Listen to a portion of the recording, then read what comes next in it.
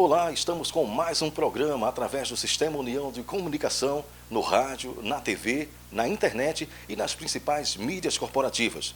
Muito obrigado por sua audiência.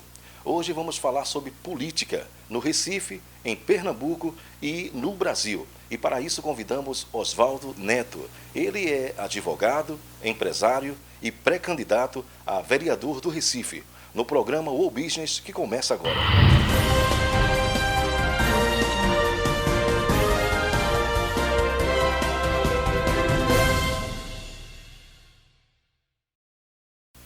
Oswaldo Neto, seja bem-vindo ao nosso programa. É um prazer recebê-lo no Sistema União de Comunicação.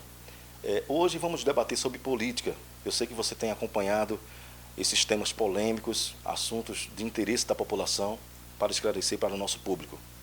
Com a pandemia do novo coronavírus, existem muitos políticos investigados por indícios de superfaturamento em contratos. Eu gostaria que você falasse para a gente como você enxerga isso. Você tem acompanhado esse caso aqui no Recife? Almir, primeiramente, obrigado pelo convite. É uma honra estar aqui, é uma grande satisfação estar falando para todos os ouvintes e espectadores do Sistema União de Comunicação. Aqui em Recife, nossa realidade é trágica. Recife é a campeã nacional de gastos, inclusive tendo gasto o dobro do que São Paulo gastou, mesmo com 11 vezes menos população do que São Paulo.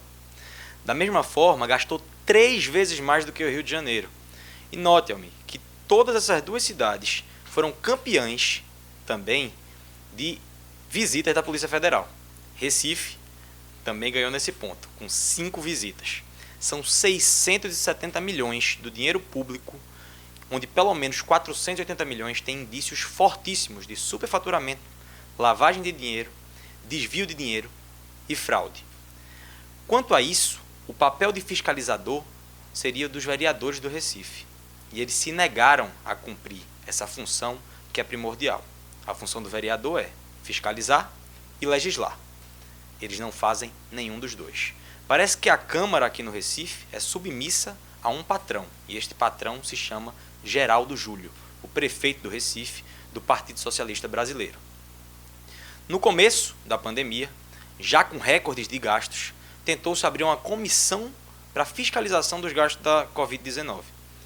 Fiscalizar, mais uma vez, repito, é função da Câmara de Vereadores. Essa comissão foi rejeitada. Durante a pandemia, tivemos escândalos como os 500 respiradores para porcos comprados para serem utilizados na nossa população. Recife amargura um dos piores índices de mortes por milhão de habitantes do país. A gente viu contratos gráficos com suspeitas de fraudes. Nós vimos superfaturamento em luvas cirúrgicas. Nós vimos profissionais de saúde utilizando sacos plásticos, por enquanto que penitenciários estavam recebendo máscaras N95 próprias para médicos. Pernambuco e principalmente o Recife estão num caos. Tanto é, como eu já disse, que a Polícia Federal veio aqui 5 vezes na prefeitura. Então, assim, a gente vive um total abandono, um total descaso, e nós, da população, estamos tendo que realizar o trabalho que os vereadores e os gestores deveriam ter realizado. Eu digo uma coisa para você, Almir, e para todos os ouvintes e espectadores. Se não fosse o governo federal, eu não sei onde nós estaríamos. O governo federal mandou 9 bilhões esse ano para Pernambuco e só para a saúde durante a pandemia, 1,5 bilhão de reais. O grande problema é que o dinheiro chega aqui e aqui ele é mal utilizado. Também a coisa positiva é a seguinte: embora eles estejam lutando para fazer com que a Polícia Federal não possa investigar, a Justiça Federal está mantendo a Polícia Federal investigando cada centavo de recurso federal repassado para o município e para o estado que foram utilizados de forma errada, com indícios de fraude, suspeitas de superfaturamento e de corrupção. Os corruptos irão pagar um preço muito caro por terem causado a morte da população ao não fiscalizar, ao consentir com corrupção e ao não tomar conta para que o dinheiro público chegasse no canto certo. A gente vê, por exemplo, hospitais como o Agamenon Magalhães e o Getúlio Vargas, que tiveram incêndios, caíram, né? Tiveram fortes indícios de que iriam desabar, e tudo mais que aconteceu não receberem R$1 do dinheiro público, por enquanto que foram abertos hospitais de campanha, que já estão sendo desmontados e nada fica para o povo. O que essa gestão pensa, e a grande maioria da Câmara dos Vereadores, que faz parte da base do prefeito, hoje a gente tem declaradamente 33 dos 39 vereadores na base do prefeito, que são parte desta maligna gestão que não pensa no povo. Então, assim, ou a gente muda ou nada vai mudar. Mas caminhando pelas ruas do Recife, eu venho notando o seguinte: o povo quer mudança, o povo abriu os olhos e não aceita mais esse descaso. Realmente é um dado preocupante. Isso prova o descaso do poder público com a população. Eu tenho aqui algumas estatísticas. Rio de Janeiro fez um investimento de 226 milhões, São Paulo 388 milhões, enquanto o Recife gastou 670 milhões. É sério, né, Oswaldo? Nós temos uma cidade maravilhosa, uma cidade que poderia estar muito desenvolvida e que hoje é refém de interesses políticos, de pessoas que não têm qualquer compromisso com o nosso povo e com a nossa cidade. São pessoas que não adoram a Deus, que não são tementes a Deus e por isso acham que podem fazer o que quiserem, que podem ficar dizendo que o povo de Recife é esquerdista, que o povo de Pernambuco é esquerdista, que não somos conservadores. Isso é mentira. Todo mundo que cresceu aqui no Recife, no Nordeste, sabe a força que a fé, a religião tem nas nossas vidas, sabe que mãe e pai nordestino marca a hora do filho chegar em casa e tem que chegar, senão é bronca. Então, assim, nós somos conservadores e a Bíblia diz uma coisa muito interessante. Ela diz que os maus triunfam sobre os bons porque os bons são tímidos, mas quando os bons despertarem, eles triunfarão. O povo acordou. 2018 foi o recado primordial para demonstrar isso. Não vamos deixar que eles nos induzam a um coma novamente. Vamos fazer o Recife que a gente quer. Isso só depende da gente. Ou a gente muda, ou nada vai mudar aqui no Recife. Oswaldo, a quem interessa que soluções para resolver o polêmico saneamento básico não saia do papel? Interessa aos atores que hoje comandam o jogo político e que não querem soluções benéficas para a população. Eles querem manter a população na miséria para assim lucrar com isso, porque eles sobrevivem de se alimentar da corrupção. Almir, veja bem, essa é uma questão muito simples. E por que algumas pessoas não conseguem enxergar? A obviedade dessa questão está na forma que esse povo faz política. Eles fazem política a partir da miséria. Eles lucram e se alimentam a partir da corrupção. Então é muito mais fácil deixar o povo na miséria, deixar o povo sem esgoto, deixar o povo sem água, porque fica mais fácil de chegar junto na hora de pedir o voto, se é que vocês me entendem. Então assim, a gente vê Recife, 60% da cidade sem saneamento. Saneamento básico, é água e esgoto. Como a gente acabou de falar, é básico. É o que a pessoa precisa para sobreviver. Em Pernambuco a situação piora. 73% das famílias pernambucanas não têm acesso a esgotamento e a água. Isso é um absurdo.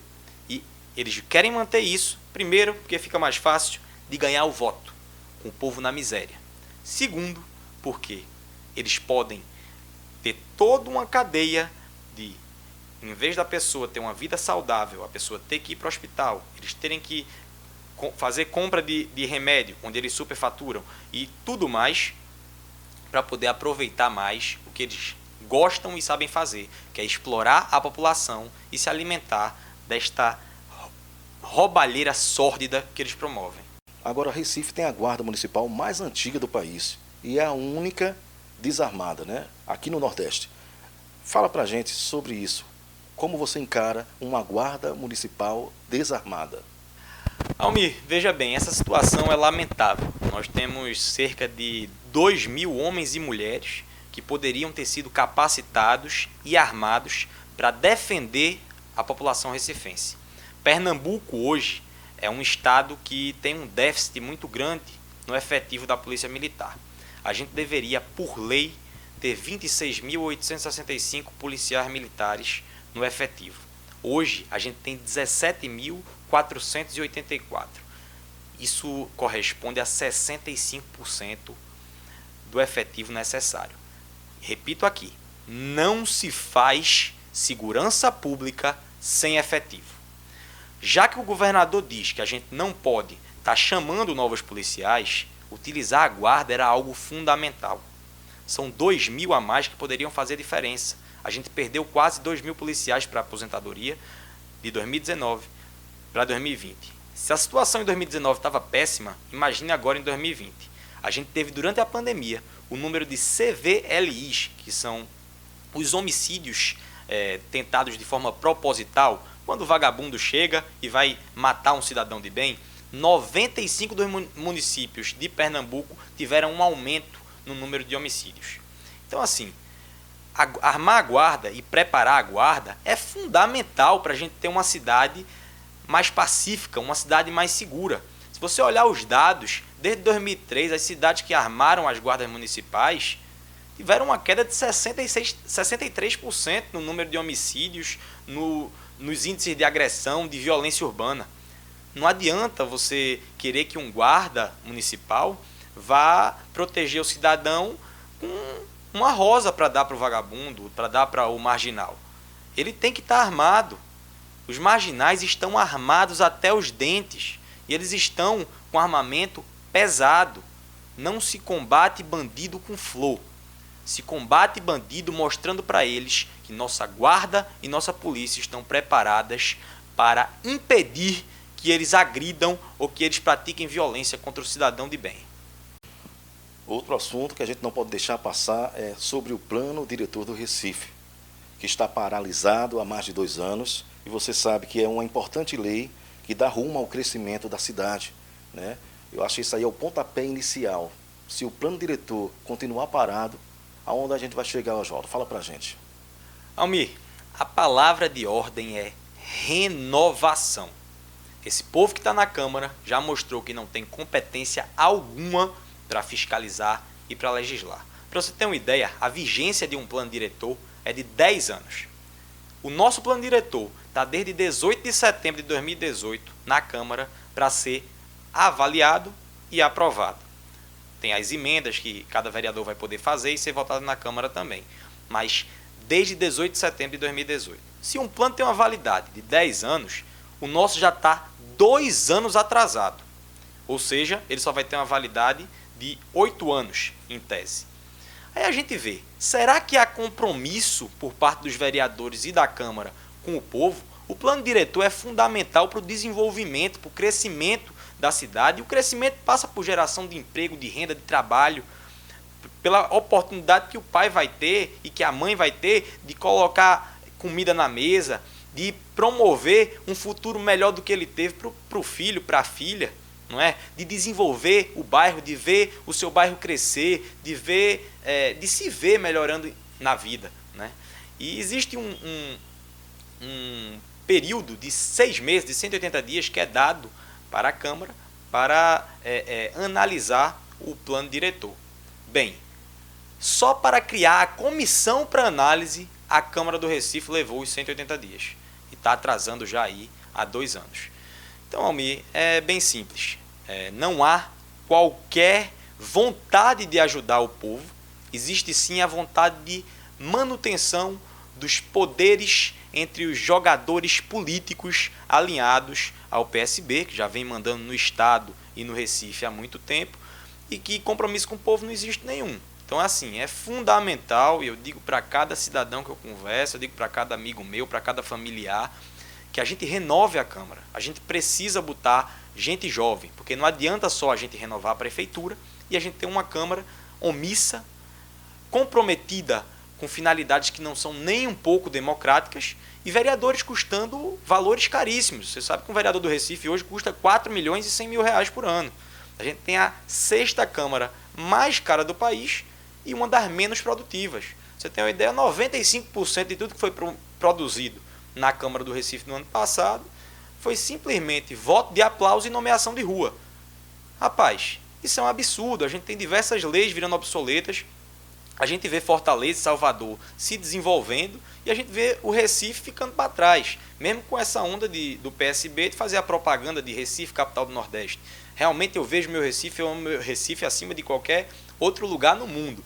Mas a gente mentir dizendo que Recife é capital do Nordeste hoje, não existe. Porque Recife está ficando cada vez mais para trás. Isso tudo é culpa desse povinho que está querendo manter a gente na mordaça, que está querendo manter a gente na rédea curta para poder continuar no poder. Outro assunto importante, Oswaldo, existem estatísticas que mostram, na verdade, um leve crescimento de empregos e oportunidades de trabalho. Mas um dado preocupante, uma das coisas que eu tenho observado, é justamente a informalidade tem crescido muito. A taxa, vê só, 45,5%. É uma taxa muito alta. Fala pra gente. É um absurdo. Pernambuco e Recife sempre figuram no top 3. Recife sempre está lá ou no primeiro ou no segundo lugar, entre os piores índices de desemprego do país. Então, assim, isso tudo faz parte dessa política, e principalmente agora durante a pandemia, com esse isolamento total, né, promovido de forma a realmente quebrar as empresas, impedir o empresário de abrir sua empresa, impedir o empregado de trabalhar, né, promovido pelo governador do estado, promovido pelo prefeito Geraldo Júlio, e que não foi contraposto por deputados estaduais. Você vê 2, 3 deputados estaduais que realmente fizeram oposição, como o deputado Coronel Alberto Feitosa, que é candidato à prefeitura do Recife, né? E a gente não vê uma oposição aqui realmente presente e disposta a mudar o Recife. Então, eles realmente, o que é que eles fazem? Eles estão recebendo dinheiro do governo federal. O governo federal sofreu uma investida que ficou meio que impedido de garantir que as empresas fossem abertas, que a população pudesse trabalhar normalmente. Você vê diversos protestos pela rua do Recife, com pedido de voltar a trabalhar, de voltar a poder ter o direito de ganhar o seu dinheiro através do seu trabalho suado. Isso é um absurdo. Você vê assim, pessoas praticando crimes, pessoas promovendo manifestações com incentivo a práticas ilícitas que não são coibidas. E você vê o trabalhador, o pai de família, a mãe de família, querendo trabalhar, querendo levar comida para casa e sendo coibido pelas forças de segurança que poderiam estar sendo utilizadas para fins que realmente são os seus.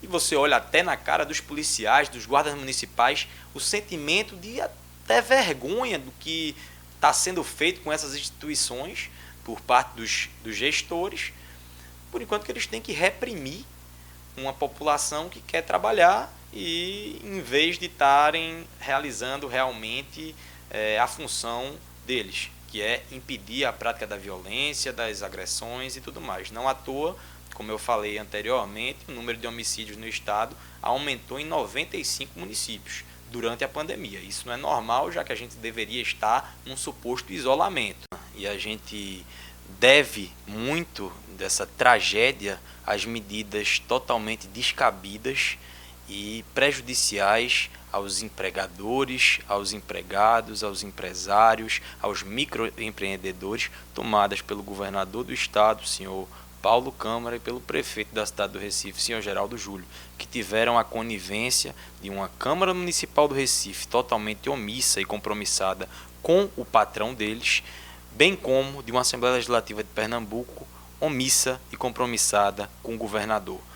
Nada essas casas legislativas indicaram estar fazendo em favor do povo. Então você vê toda uma indústria, todo um setor comerciário de Pernambuco ser prejudicado por conta das medidas descabidas e irresponsáveis tomadas pelos nossos chefes dos poderes executivos. Eu tenho acompanhado, Oswaldo, a sua trajetória nas comunidades, sempre visitando, sempre procurando saber do sentimento da população. Fale para a gente, o que é que você tem visto quando você chega num bairro, numa periferia, no subúrbio? O que é que o povo fala para você? O sentimento, por eu estar andando em diversas localidades, em comunidades bastante pobres, e esse é o termo que a gente tem que usar, por vezes até miseráveis. A situação de vida das pessoas é alarmante. Você vê rato dentro da casa das pessoas, você vê casa que quando chove entra 1 metro d'água e não é água limpa, é canal que enche, entra dejeto humano dentro da casa da pessoa. Você vê pessoas acamadas que não recebem visita médica e deveria ter garantido. Se a pessoa não consegue se locomover até o médico, a prefeitura, é função dela mandar o médico até a pessoa. Né? A gente não pode esquecer dos nossos idosos, eles que ajudaram a construir isso tudo, e agora a gente faz o quê? Deixa eles de lado quando eles mais precisam? Isso é um indício, é a prova da falta de compromisso que essa gestão tem com a população por inteiro. Então, assim, a gente vê um sentimento, como eu disse, de despertar na população. E por onde eu ando, é bem simples. Ninguém mais quer saber de PSB, ninguém mais quer saber de esquerda, e todo mundo diz, a gente precisa de um Bolsonaro aqui no Recife. A gente precisa de uma pessoa comprometida com o povo, uma pessoa que ama a cidade, assim como o nosso presidente ama o país, e que está disposta a realmente mudar, a quebrar esse ciclo vicioso de manutenção da corrupção através de troca de favores políticos. Né? A gente vê uma população pobre, consciente, cada vez mais consciente. E é nossa função conscientizar a todos, para que a gente impeça que o dinheiro público seja utilizado em favor de alguns e garanta que ele seja utilizado pelo bem de todo recifense. Vamos fazer uma pausa, voltamos no segundo bloco e eu quero falar com você, Oswaldo, qual a sua visão em relação à importância da iniciativa privada com o setor público. Daqui a pouquinho, depois dos comerciais.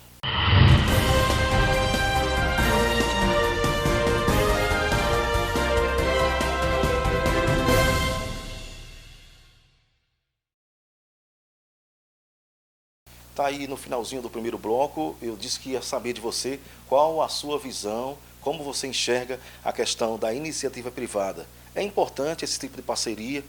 Fala pra gente, Oswaldo. Eu acho isso fundamental. Quem sabe gerar emprego, renda e lucro é o empresário, é a iniciativa privada.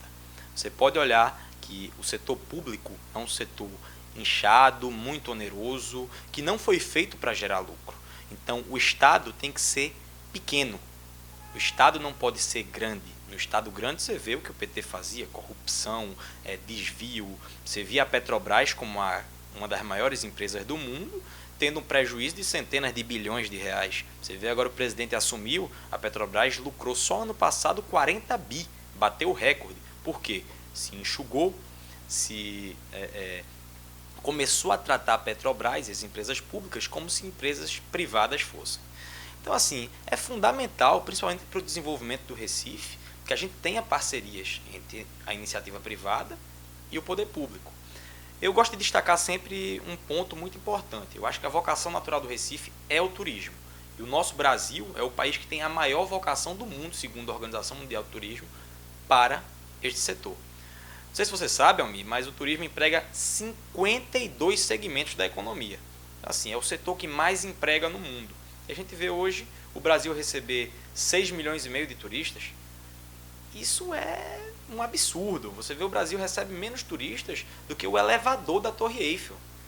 Então, assim, um país que tem 5 biomas, um país que tem proporções continentais e que tem a joia da coroa do Brasil, eu como bom recifense, né, modéstia à parte pernambucano, digo, a gente tem a joia da coroa aqui no Recife, a cidade mais linda do mundo e que é muito pouco utilizada no que diz respeito ao seu potencial turístico. Como eu falei do Parque das Esculturas de Brenan, né, que está abandonado, poderia estar sendo um local de gerar, de desenvolver a economia, de gerar emprego, gerar renda, né, um local bem cuidado, uma opção de lazer e que hoje não tem segurança nenhuma. Você vê há um ano atrás um advogado foi assassinado andando de bicicleta lá de 12h30.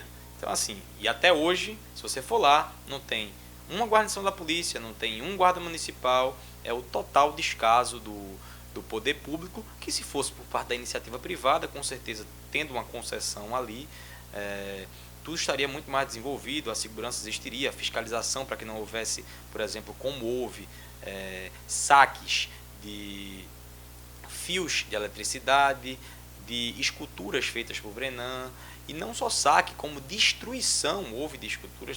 Tiveram esculturas com as cabeças dos pássaros arrancadas, com as cerâmicas arrancadas e tudo mais. Eu acho que a gente tem que olhar o Recife, principalmente o nosso Recife antigo, que da joia da coroa é a joia mais preciosa. Nós só temos 3 entradas e 3 saídas no Recife antigo, então fazer o policiamento e impedir que marginais pichem monumentos históricos é uma coisa simples, só basta ter vontade da gestão pública de fazer isso. Parece que essa gestão não tem qualquer compromisso com a preservação do nosso patrimônio cultural.